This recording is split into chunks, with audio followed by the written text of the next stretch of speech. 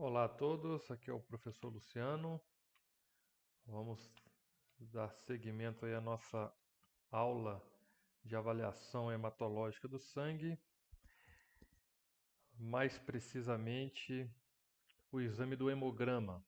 Na aula passada a gente viu quais são os exames, né, que a gente solicita, que a gente avalia aí e que fazem parte do hemograma e paramos aí na avaliação da dosagem da hemoglobina, certo? Então só para recapitular, a gente viu aí a contagem total das hemácias, né? E o que essa contagem aí nos dá, principalmente em relação às anemias e a um estado de desidratação. A gente viu que, obviamente, esses parâmetros, né, ou seja, a contagem dessas células para os diferentes tipos, né, de população, estratificado seja em sexo, né, e idade, nos traz duas informações a priori. Ele, quando está diminuído, obviamente, como a gente já viu, a gente vai ratificar essa situação aí de anemia com os outros parâmetros do hemograma, então, mas já é um indício aí para a gente suspeitar de alguma anemia. Obviamente, com base somente na contagem das hemácias, a gente não consegue diagnosticar a causa, mas a gente já infere aí a possibilidade, né, alta probabilidade de anemia. A gente viu também que tem os valores de referência. Ocorre que para uma minoria, esta terá como valor normal um valor abaixo do valor de referência. E também, por outro lado, uma minoria terá o seu valor de normalidade acima, um pouco acima, melhor dizendo, do valor de referência. Então, essa contagem total de hemácia, tirar dessa possibilidade aí, né, desse grupo de pessoas de terem a sua normalidade abaixo ou acima, então a gente já pode inferir aí um estado de anemia. Claro que é um único parâmetro. O interessante é que, o contrário, esse valor elevado, ele pode representar para a gente um estado aí de alteração da hidratação, ou seja a desidratação pura e simplesmente pelo fato de pela causa nutricional, ou seja, baixa ingestão, o que é mais crônico e menos prevalente, né? Principalmente no nosso meio aí, a não ser que estejamos falando aí de análise de pessoas de alto risco, né? Pessoas em estado de miséria, mas o estado de hidratação em relação a algumas situações que levam a tal, né? Como a gente viu, diarreias, queimaduras, vômitos, uso de alguns medicamentos, drogas como o álcool etílico, fármaco, etc. Né? Então a gente viu aí que é um parâmetro que já nos dá uma informação importante, né? E aí ao parar aí na hemoglobina, a gente viu que é o parâmetro do hemograma, certo? No caso, para avaliar células vermelhas, né, e estado de anemia, seja ela de causa carencial ou não, a gente viu que a hemoglobina é um parâmetro que a gente deve eh, fechar por ele. Ou seja, é um parâmetro que não sofre alteração, né, de, por exemplo, do estado de hidratação. Então, a gente viu que a contagem de hemácia ela sofre essa influência do estado de hidratação, e aí não só a hidratação per se, mas é, situações patológicas, né, traumas que levam a tal. E também o hematócrito, que nós vamos ver, também sofre alteração em seu resultado, a depender do estado de hidratação, mas a hemoglobina não. Então, ela é um parâmetro aí que a gente deve fechar o diagnóstico de anemia juntamente com os outros, mas fechar com ela, né? Porque a gente descarta qualquer outra possível alteração, embora os valores diminuídos, eles vão sempre nos dar essa informação aí de anemia, certo?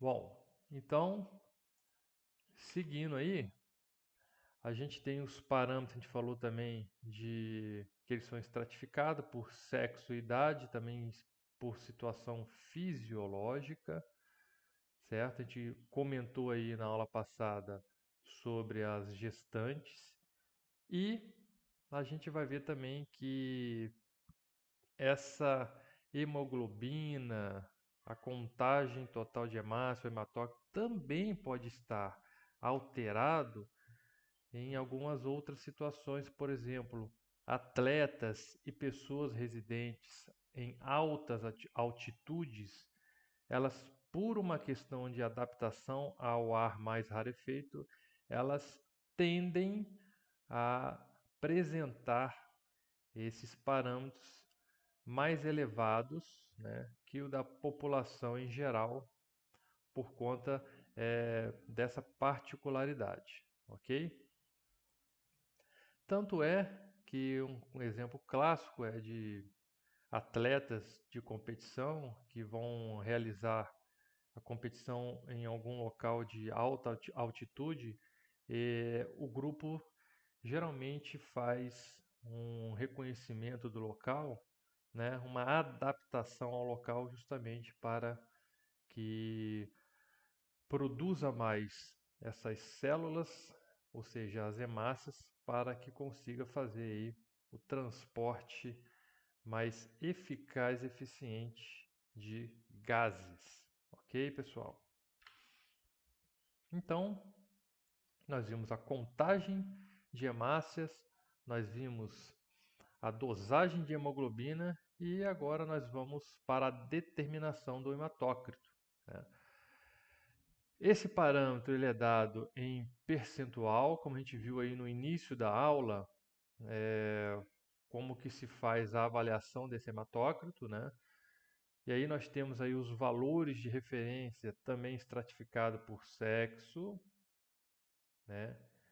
E também por idade, aqui no caso recém-nascidos, ou também para outros estados fisiológicos, ok? Bom, os exames não vão trazer, é, ou nem sempre trazem, no caso do hemograma não traz, né, parâmetros para diversas patologias, né? Então isso a gente tem que conhecer os parâmetros normais e os valores dentro de uma situação de alteração, a gente tem que conhecer aí à luz da literatura para poder ter uma conclusão, principalmente em nível de prognóstico, se aquela deficiência, se aquela situação anormal, ela está mais ou menos grave, né? Então, o hematócrito, no geral, né, as alterações quantitativas acompanham aquelas observadas com as hemácias. Então, é muito provável que se você tenha uma queda da hemácia e se isso de fato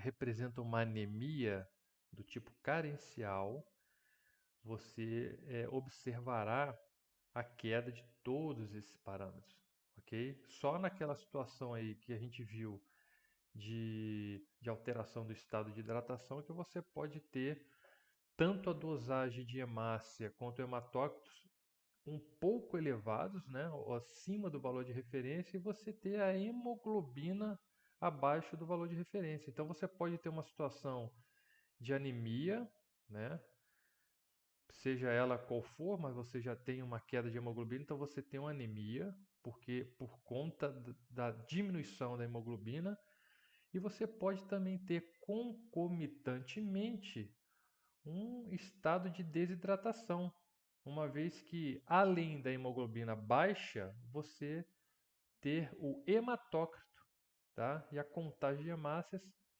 elevadas ou dentro do parâmetro ou dos valores de referência, ok? Então, assim como a dosagem, né? Ou melhor dizendo, a contagem de hemácias, o hematócrito, quando apresentar-se elevado ou no limite superior, por exemplo, da normalidade, você tem aí uma situação de hemoconcentração, né? Você vai ter o que? As policitemias, que você tem a policitemia vera, que é uma situação aí que não tem a ver com o estado de desidratação, né?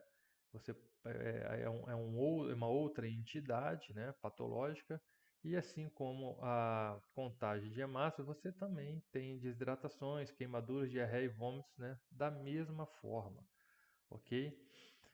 E também é um indicativo aí de uma situação de macrocitose, ok? Da mesma forma, a redução ela acompanha aí um estado aí de anemia, certo? Agora, ser indicativo de macro ou microcitose, né, não significa ser. E aí a gente vai ver aí a partir desse slide, que é um parâmetro aí mais objetivo para a gente fechar esse diagnóstico em relação ao tamanho dessas hemácias. Então vamos lá. Nós vimos que um dos exames, né, que fazem parte do hemograma são os índices hematimétricos. Eles têm um valor aí inicialmente qualitativo para nós, mas que à luz dos exames a gente consegue, né, por meio aí de parâmetros em quantidade, fazer a classificação, tá, do tamanho dessas hemácias. Então, como é que seria isso? É por meio do volume corpuscular médio que vamos avaliar o tamanho médio das hemácias. E aí nós temos os parâmetros de referências, que é dado na unidade de fentolitros. De 80 a 100, a gente tem a normocitose, que significa que você tem células ou hemácias de tamanho normal. Aqui. Nós temos uma situação em que essas células, em média, apresentam-se abaixo de 80 fentolitros, e aí nós temos uma situação classificada em microcitose. E aí eu vou fazer um comparativo aqui, que seria uma célula de tamanho menor, ok? E acima de 100 fentolitros, presença aí de macrócitos, né? No caso da microcitose, de micrócitos, seria o tamanho da célula. A gente tem uma situação aí acima de 100 fentolitros de macrocitose. Então, a gente fazer na escala aí seria isso aí. Uma normalidade, né? Em relação aí a uma célula menor e em relação aí a uma célula maior. Nós vamos ver mais à frente, pessoal, que é, algumas anemias, tá, de causas específicas, elas cursam com microcitose e outras cursam com macrocitose. Então, nós vamos observar aí a queda nas hemácias, certo? nós vamos observar também a queda na hemoglobina, tá? Ok. E também a gente vai ter uma alteração no índice hematimétrico VCM. E aí eu não estou dizendo que essa alteração necessariamente será a diminuição. Pode ocorrer a diminuição do VCM, ok? Mas pode ocorrer o aumento desse VCM. E aí, claro que também tem a situação que eu falei para vocês, né? Aqui também tem o que, ó, a diminuição. Deixa eu melhorar isso aqui. Tem a diminuição também de quem? Do hematócrito, né?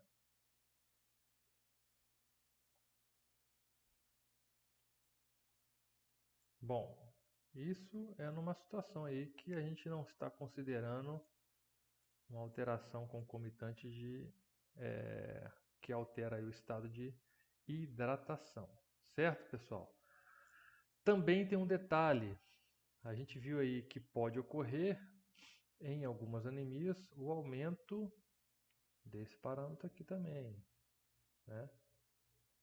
Das hemácias e do hematócrito. Mas vamos tomar agora como base isso aqui. Então, se a gente tem a queda de todos eles, de todos os parâmetros, né?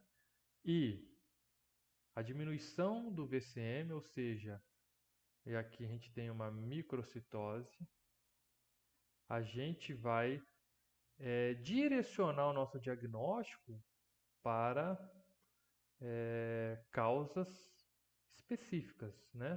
Para um tipo de causa. Né? Vamos dizer aí, para uma classe de causas. Agora, se a gente tem um aumento desse VCM, a gente vai ter uma situação de macrocitose. Então, eu tenho uma situação aqui de anemia, ok? Eu tenho essa situação aqui de anemia e eu vou ter essa anemia que a gente chama anemia microcítica, quando ela tem as células abaixo do valor de referência, ou seja, abaixo de 80 fentolitros. Eu posso ter uma anemia macrocítica, por conta, né, do tamanho das células, às custas do aumento do VCM, ou seja, acima de 100 fentolitros, ok? E aí é um outro grupo possível de causas, aí é um segundo grupo, tá? E a gente também pode ter uma situação que a gente tem a anemia com as células hemácias de tamanho normal, ok? Aí, ó, pode acontecer, certo? E aí vai nos remeter aí a eita, ficou feio. A uma terceira possibilidade, ou seja, um terceiro grupo possível, né, de causa. Ok, pessoal? Então é isso aí, ó. Então, recapitulando, a gente tem a queda de hematócrito, de hemácia e também de hemoglobina. Bom, isso se eu não tirar, ou se eu já considerei, né, um valor aí que para aquele paciente de fato essa queda é anemia, né? Ele não é aquela minoria que se enquadra aí numa normalidade abaixo dos valores de referência, certo? Então, ok, a gente já tem aí uma situação de anemia. Bom, mas eu não sei, a gente viu aí que anemia é a ausência, né, de alguma substância no sangue ou pode até mesmo ser a a ausência ou a deficiência de algum componente da hemácia, ok? Você pode ter aí uma deficiência estrutural na cadeia beta, tá? Na globina, da hemoglobina, e isso também ser a causa da queda desses parâmetros e causa da anemia, certo? Bom, com isso a gente também já vai para o segundo parâmetro, né, que são os índices hematimétricos, que a gente vai avaliar agora essa anemia, como é que ela está se comportando em relação ao tamanho dessas hemácias. Então eu tenho uma anemia normocítica, que é o terceiro caso aqui, ou seja, todos os meus parâmetros, hematócrito, dosagem de hemácia e contagem de hemácias e dosagem de hemoglobina baixos, e um VCM normal de 80 a 100 fetolitros, eu tenho uma anemia do tipo normocítica, né? Ou em relação só ao tamanho, eu tenho uma normocitose. Então, anemia normocítica. Essa última aqui. Eu posso ter uma anemia por conta desses parâmetros que a gente avaliou aqui, todos abaixo, porém com VCM baixo, ou seja, um VCM abaixo de 80 fentolitros. Então eu vou ter uma anemia do tipo microcítica.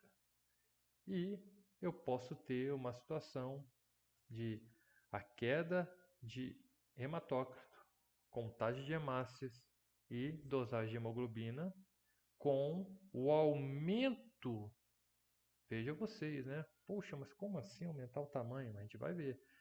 Eu aumento do VCM, então eu tenho uma anemia macrocítica, ok?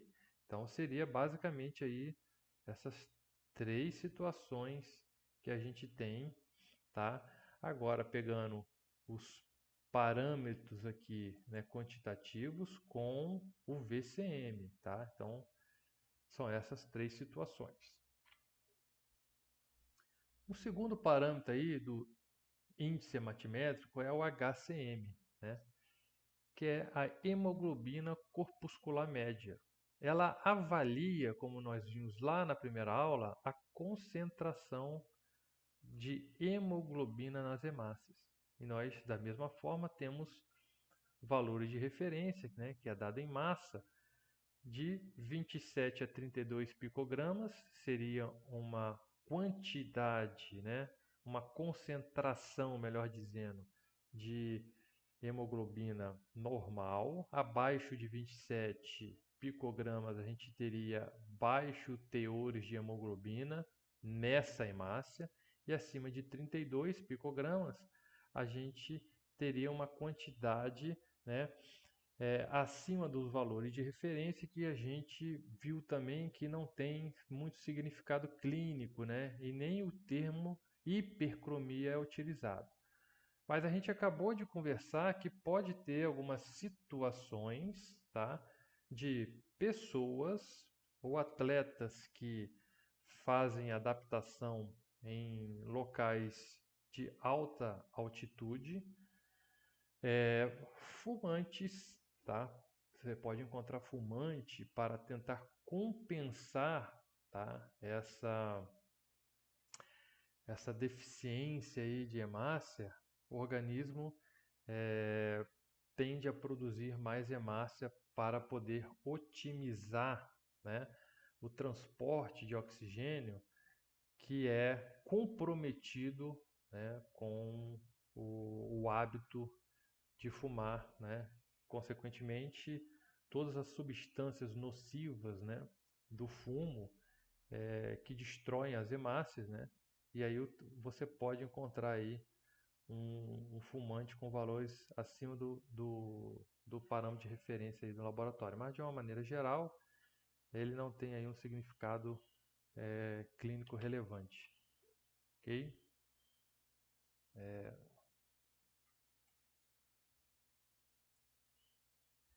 Então, continuando, nós temos o CHCM, né, que é a concentração de hemoglobina corpuscular média, né? Aqui a gente tinha a hemoglobina corpuscular média, que era o resultado dado em massa, picogramas. O CHCM, ele avalia a porcentagem de hemoglobina nas hemácias, ok? E aí, esse cálculo é realizado aí com a amostra de 100 mililitros de sangue, onde você tem aí a dosagem da hemoglobina dividido pelo valor do hematócrito vezes 100. Então, o valor de referência do CHCM, ele é dado em percentual, ok? Da mesma forma que o HCM, ele vai dar um resultado em relação à concentração de hemoglobina e, consequentemente, à coloração dessa hemoglobina. Normocromia para valores dentro do valor de referência do laboratório e hipocromia com valores abaixo dos valores de referência do laboratório, né? Que esses valores abaixo do valor de referência nos dá uma ideia de baixo teor de hemoglobina nessa célula. Isso tudo é importante para quando a gente for investigar a causas, não só as causas das anemias, mas também o estágio dessa anemia, ok? E da mesma forma que o HCM, a gente viu que valores acima do valor de referência não têm significado clínico e o termo hipercromia também não é utilizado. O RDW, pessoal, é, como a gente viu lá na apresentação da disciplina, é a distribuição do tamanho das hemácias. A gente até fez um esquema aqui em relação ao tamanho é, da, da, dessas células em determinada amostra, certo? Então, esse índice RDW, ele na verdade vai avaliar a dispersão ou a diferença do tamanho entre hemácias diferentes. Se essa dispersão e essa diferença ela é significativa, certo? Isso também é um outro parâmetro importantíssimo para que a gente direcione o diagnóstico e faça o diagnóstico diferencial. Nós temos valores de referência, vejam lá vocês, ó, entre 11,5% a 14,5%, então, ou seja, esse resultado é dado em percentual, né? Qual é o percentual de hemácias, tá, que apresentam-se com tamanho de hemácias diferente, né? Então, a gente tem um estado de normalidade entre 11,5 e 14,5, ou seja, são hemácias normocíticas, ou seja, elas não têm alteração aí no tamanho médio, né, das células e são homogêneas, ou seja, aquele grupo de células ali apresentam, em média, tamanhos iguais. Abaixo de 11,5, então, há de vocês concordarem comigo, que significa, então, que essa dispersão é muito baixa. Então, quer dizer, mais normal ou menos variável é ainda o tamanho dessas células. Ou seja, elas são mais homogêneas ainda do que aquelas que encontram no valor de referência.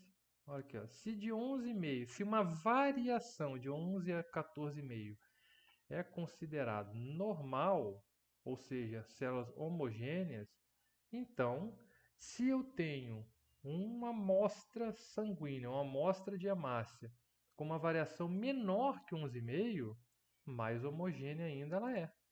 Então, ela não tem significado clínico em relação à dispersão. Pelo contrário, ela é menos dispersa ainda.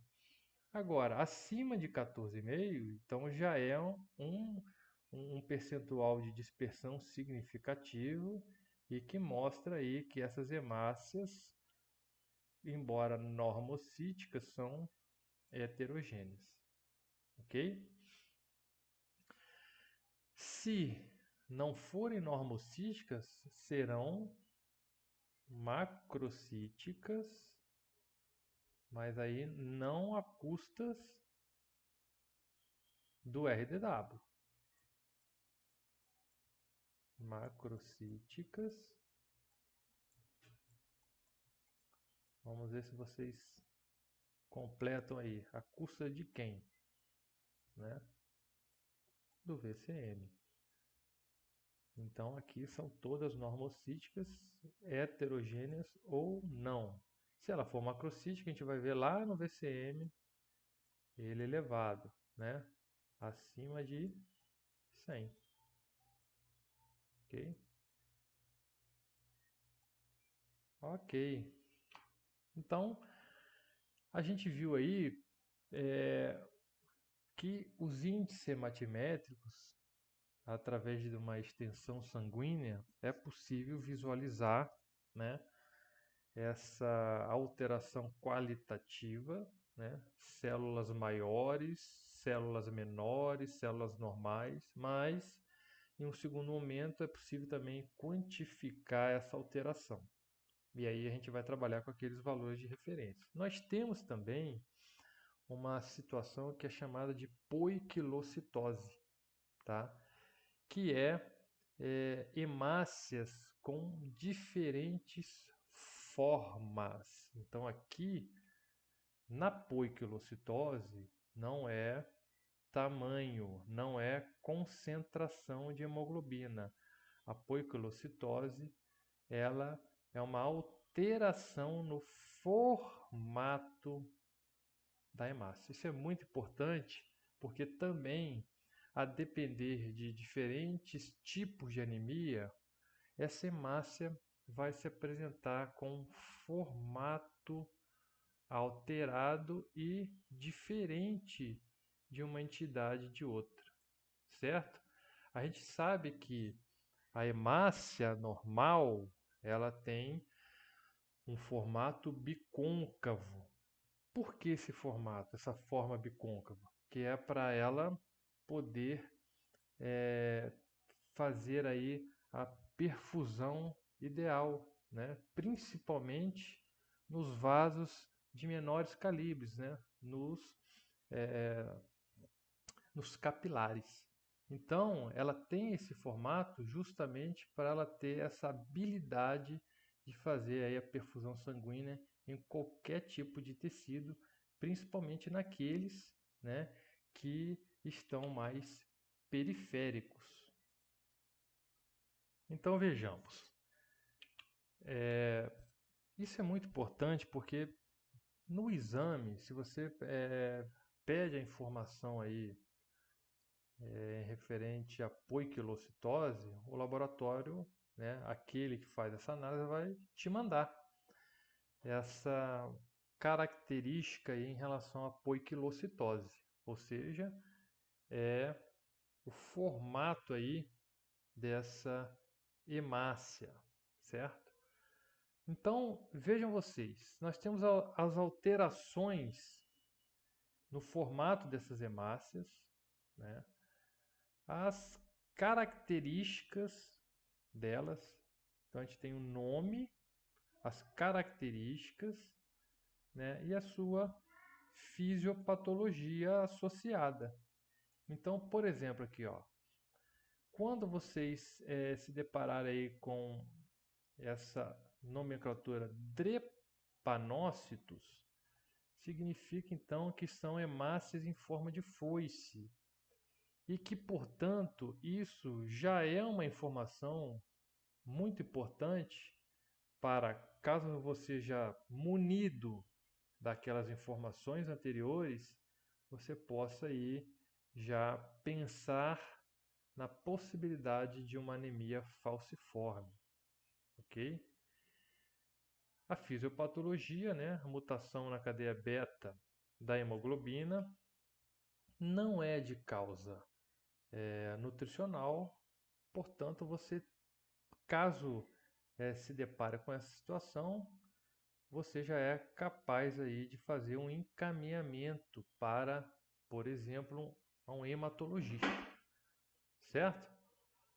Por exemplo, no caso de hemácias com a nomenclatura presença de esferócitos, então são muito simples, né? Hemácias em formato de esfera. São também micrócitos, que, vejam vocês, ó, a depender aqui da nomenclatura, né, que relaciona com a forma, você vai fazer inferências, né, hipóteses e diagnósticas. No caso de ferócitos, tem uma entidade aí, que o próprio nome já traz, é esferocitose hereditária. E muito curioso, né? Não só na anemia falciforme, essas anemias elas causam muita dor ao paciente, porque uma vez que você tem essa hemácia com o formato alterado, né, você tem aí uma dificuldade de perfusão adequada sanguínea, tá? E isso gera muita dor ao paciente.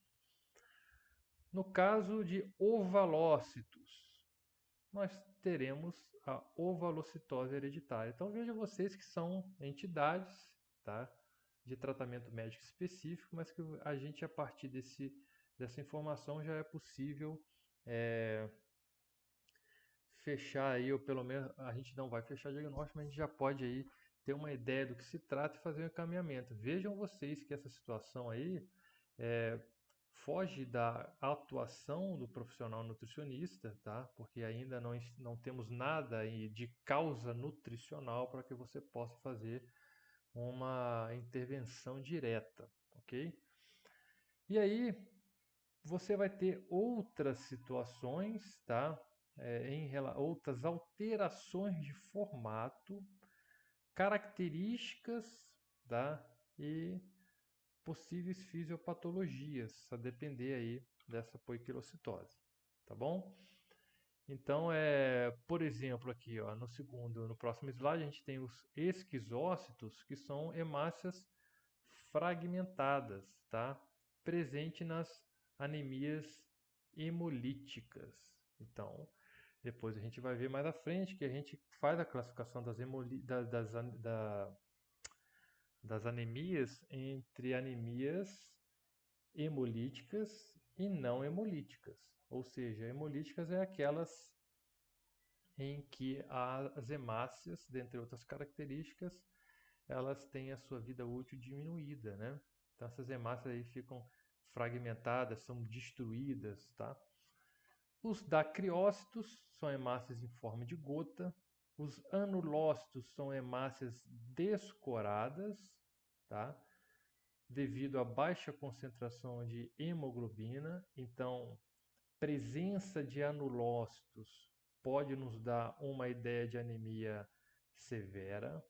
Cristais de hemoglobina, tá? Hemácias em forma de pastel devido à precipitação de hemoglobina no interior da hemácia, tá? E por aí vai, pessoal. A gente consegue aí associar o formato com uma causa, ok? Aqui no último, os siderócitos são hemácias com grânulo de ferro, somente visualizado com coloração azul da Prússia, tá? Que é a situação aí da hemocromatose, ok?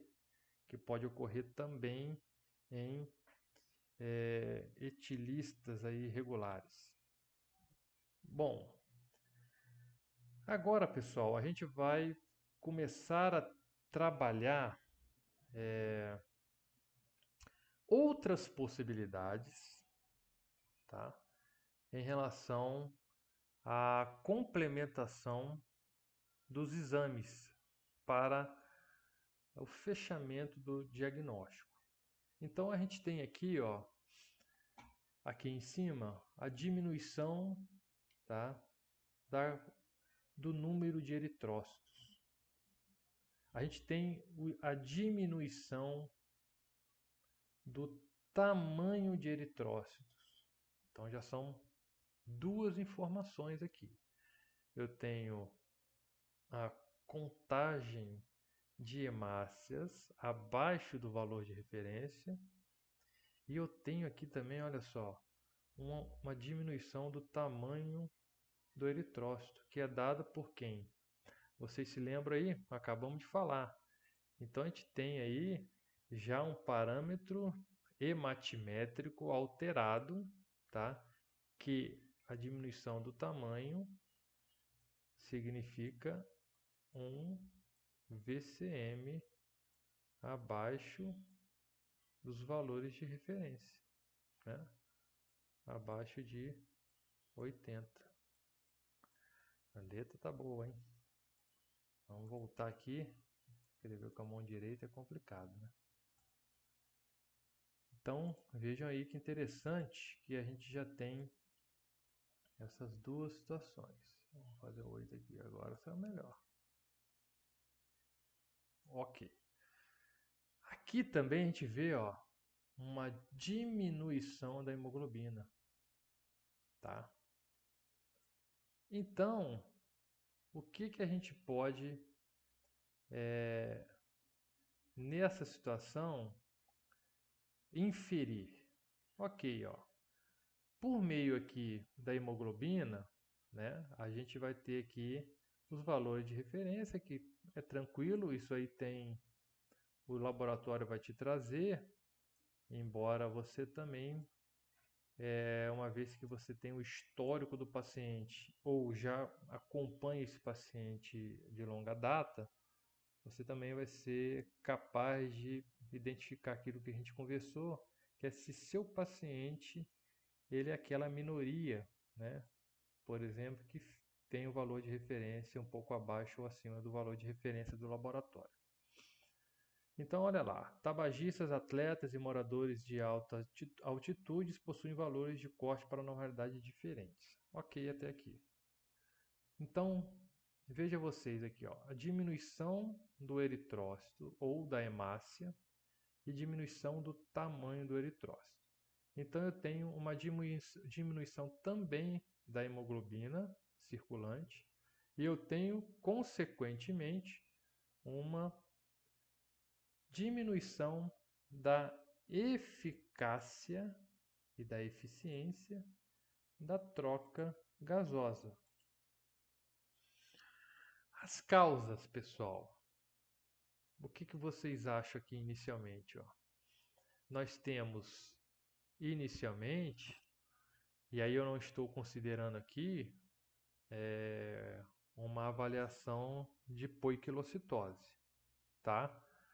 Uma situação aqui que a gente vai simular apenas em relação a possíveis causas carenciais, ou seja, causas nutricionais. Então, a diminuição de nutrientes, né, seja da ingestão ou seja devido ao aumento da demanda desse nutriente.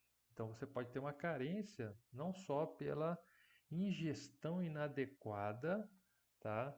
Ao longo de um determinado tempo, né, de período de tempo, mas também você pode, por uma consequência do aumento da demanda de algum nutriente, você ter essa anemia, tá? Uma vez que se não consiga fazer a reposição, tá?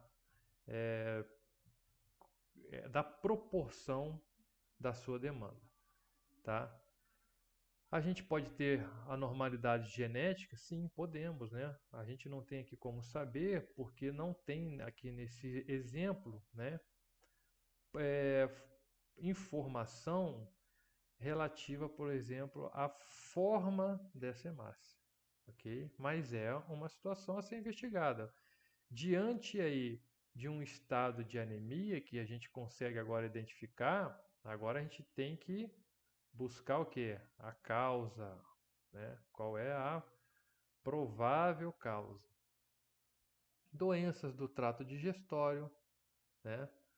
Úlceras, divertículos, hérnia tal, hemorroidas. Por quê?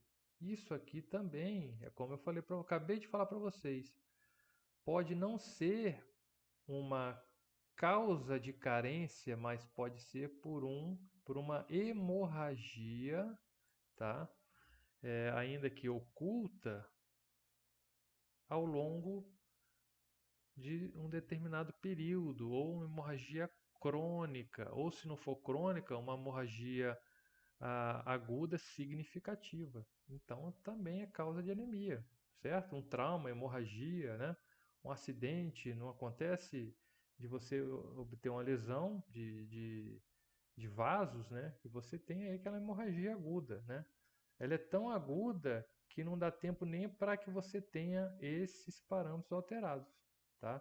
Para que esses parâmetros se alterem, né? Você precisa aí de uma situação um pouco mais crônica, correto? Ó, toxicidade por fármacos, né? A gente já sabe que o ácido acetil salicílico ele promove aí injúrias, né? Lesões na mucosa gástrica e, consequentemente, também você tem aí pequenas hemorragias que, a depender do uso crônico do fármaco, você pode também desenvolver anemia por hemorragia, né? E cirrose hepática. Então, vejam vocês aí, ó. E aí aqui os sintomas, que seria palidez, cutânea mucosa, cansaço, tontura, sonolência, fraqueza muscular, fadiga, irritabilidade, tudo isso por conta, tá, da ineficaz e da ineficiente troca gasosa. Então, isso aqui vai gerar todos esses sintomas aqui. Então, pessoal, aqui a gente não consegue, vejam vocês, determinar com o que está, o que a gente detém de informação, a gente não consegue, obviamente, inferir aí ou dar um diagnóstico mais provável. Mas eu ainda não dei para vocês, a gente vai ver mais à frente, tá? Mas o que eu deixo aqui de pergunta a vocês é o seguinte, para a gente encerrar essa aula de hoje, tá?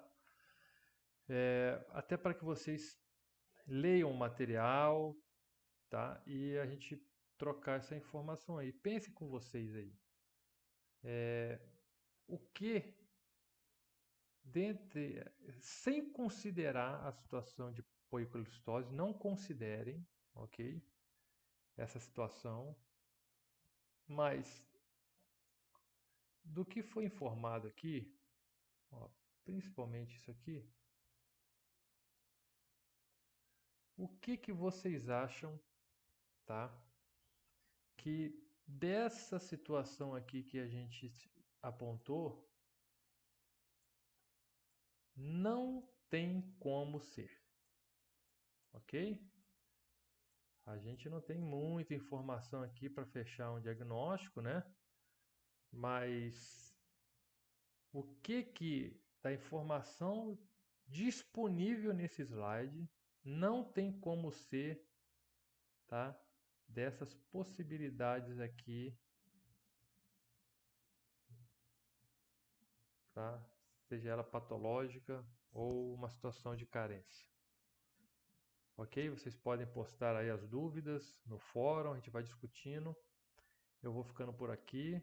Desejo a vocês bons estudos e coloque aí, estudem e vejam o que eu poderia já descartar como causa em relação às informações disponíveis nesse slide. Ok, pessoal? Um abraço a todos e até a próxima aula.